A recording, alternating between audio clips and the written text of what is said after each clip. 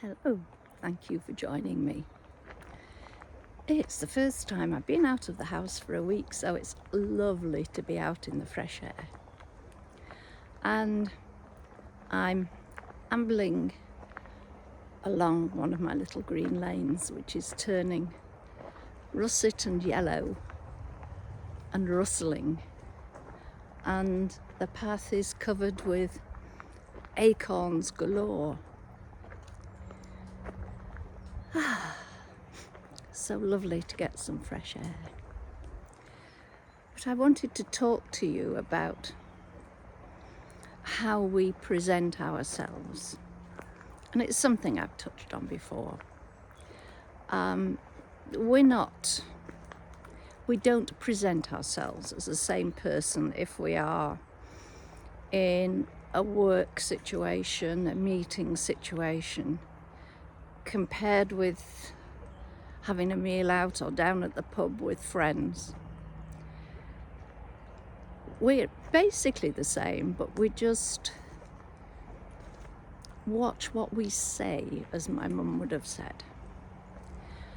And sometimes we'll put on a front that expresses, I'm fine, I'm in charge, I know what I'm doing,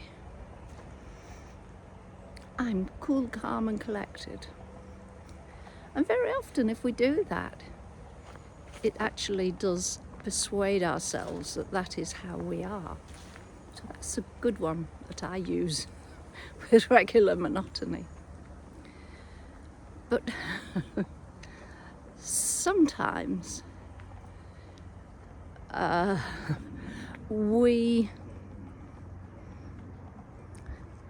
what my mum would have said, put on airs and graces. We pretend that we are somebody who is above our station, someone who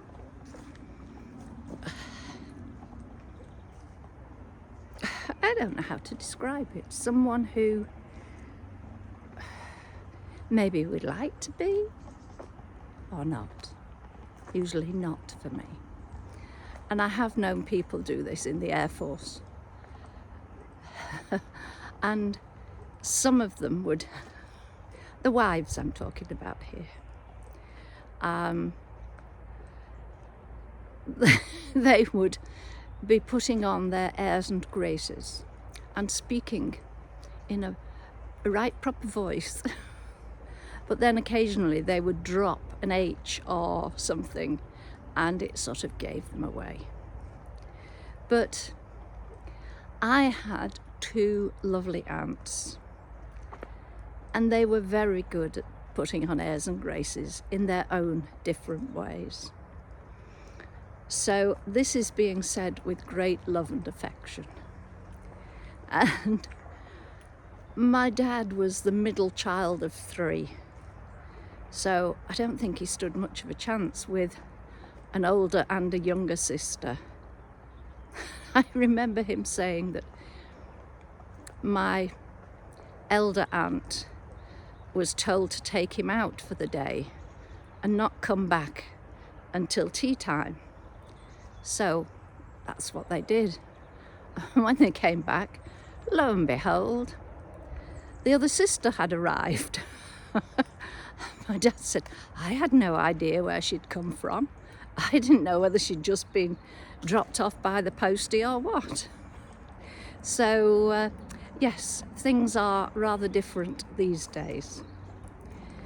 But I'll cover that auntie first. Sadly, all three of the siblings had Alzheimer's, dementia of some kind. I don't know the official diagnoses. And my Auntie Con was someone who I absolutely loved spending time with, because she did lots of things that my dad and my mum didn't do and wouldn't let me do. But her theory was, I'm not going to tell if you don't, so we didn't. And it was just fun being around her. And she lived down on the south coast for quite a long time and had friends who owned the big hotels. And at the end of the season, these friends would have parties. And I went to two of them. One was a Charleston party. So my auntie ran up a dress with the tassels and everything on for me. And another was a Arabian Nights. And the inside of the ballroom at the hotel was lined to look like a tent. The tables were all very low and we sat on the floor.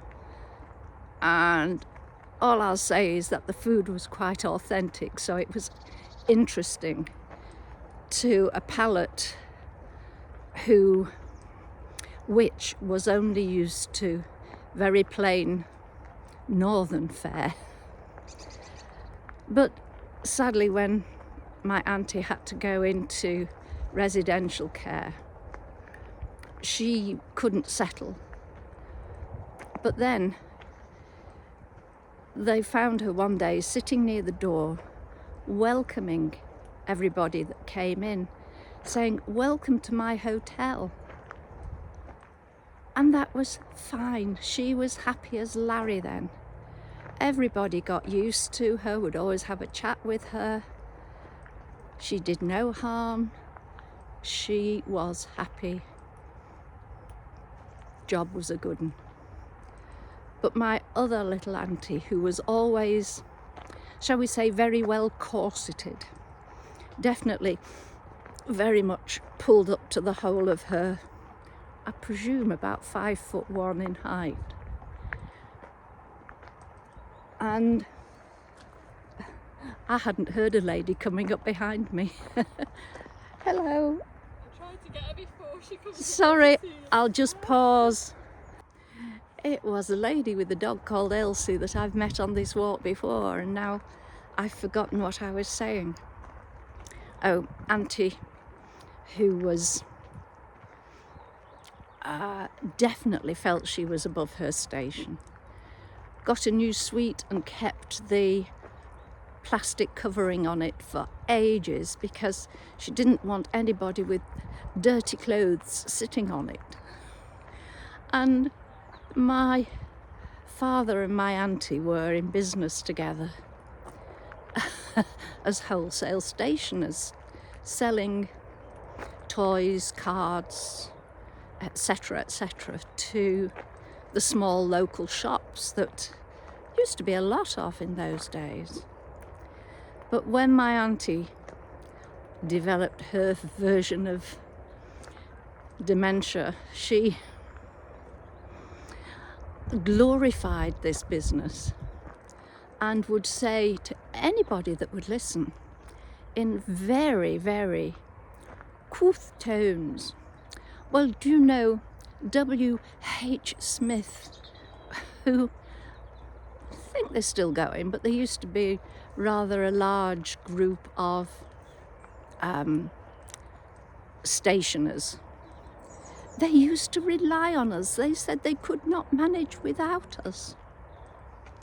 No, they never were a customer, but she liked to think it was, and it did no harm. But I can still hear her saying it as she pulled herself up to her full height. And I think Elsie's on her way back. She'll come charging any second. Right, I'm going to turn round so that we can see her. Elsie! Elsie, come on! Elsie, come on! Here she comes, galloping along. Hello, gorgeous! Sorry, bad camera work there. I was trying to get her and she was going too quickly for me. Here she comes again. Hello! Hello, hello! Lots of wagging. And that's just from Elsie. Nice to see you. Stay down though, that's better. come on. Oh, she said you're a spoil sport. Yeah. Enjoy your walk. Thank you, bye. On that note, as I think I failed to get Elsie on the camera, but I managed to keep upright when she came lurching at me, so that was a plus. But so lovely to see her. She's what I call a smiley dog. Always happy, always smiley. So on that note, thank you for joining me. Bye for now. Bye.